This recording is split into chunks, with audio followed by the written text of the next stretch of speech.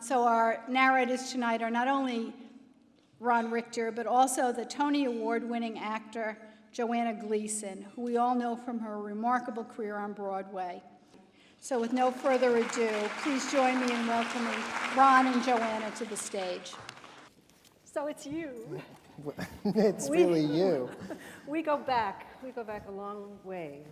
Thank you for being here, Joanna. It's my pleasure to be here. I couldn't say no, frankly, when I started to read about and learn more about what it is the JCCA does.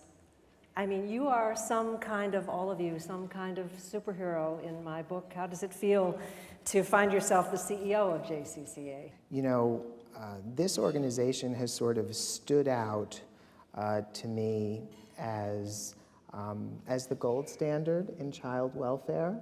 Being the CEO of JCCA is an extraordinary honor, mostly because of the children we serve. Sure. So what's amazing about the children is their resilience. So people think that they're sad and sullen, and sometimes they are. They're also hugely inspiring young people. I feel like I've had the best career ever. I have had... And this is different from being family court. Well, it is. I mean, look where I am, and look what we're trying to do tonight, right? To keep JCCA being the best, in my humble opinion, to keep us providing the best quality for our kids, and to make them, to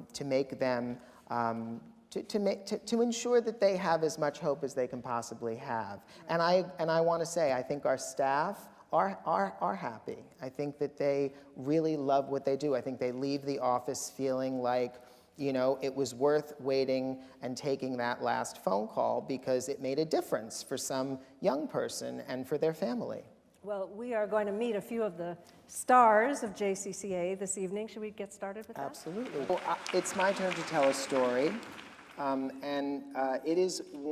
It's actually about one of my favorite programs. And this story is about Anna Kalinkina and a program called Partners in Caring.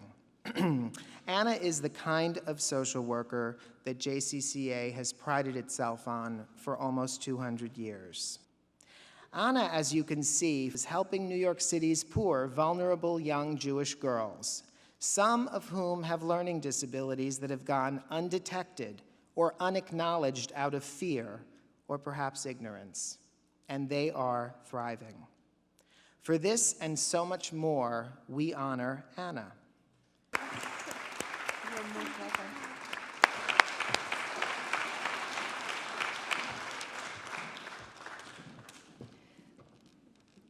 I'm going to tell you what can only be described as the extraordinary story of Miss Robin Copeland.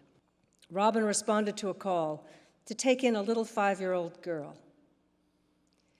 Kimora had been abandoned by her family and spent nearly her whole life in hospitals.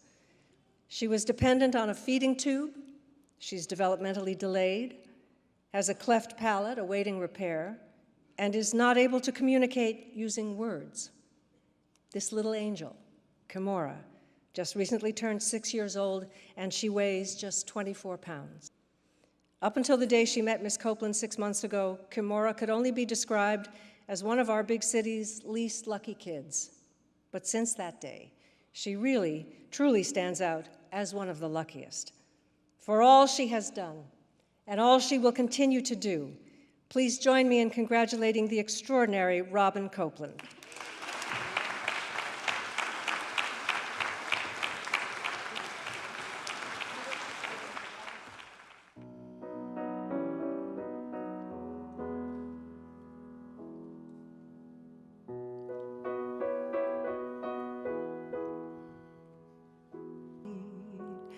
Someday your child may cry, and if you sing this lullaby, then in your heart you will always have a part of me.